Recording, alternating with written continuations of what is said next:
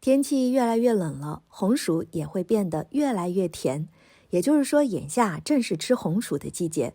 所以懒妹儿呢就到田地里挖红薯了，打算跟你分享一道红薯和手抓饼的新吃法。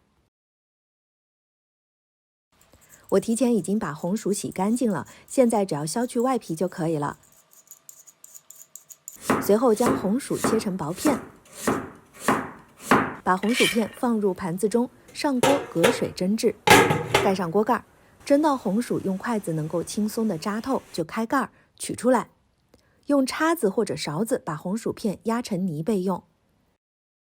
选择原味的手抓饼，揭掉手抓饼表面的薄膜，我选用了3张。等到饼有点变软之后，就把手抓饼卷成卷，可以卷完1张饼，再和第2张、第3张饼一起卷。如果饼比较软的话，就可以将3张饼皮一起卷成一个大卷。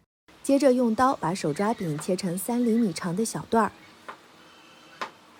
将切好的小段竖着放置，用手按扁手抓饼胚，再按成边缘薄、中间厚的圆皮子。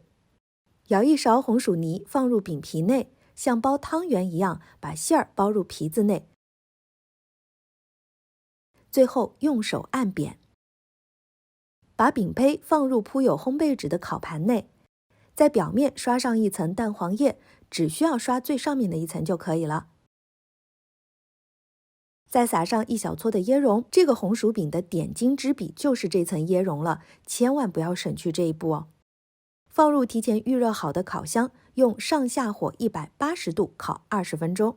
这个酥皮红薯饼啊就做好了，看这个外形是不是有点像烧饼？外皮特别的酥脆，里面的红薯馅儿呢又是软软糯糯的，特别的好吃。喜欢的朋友不要错过咯。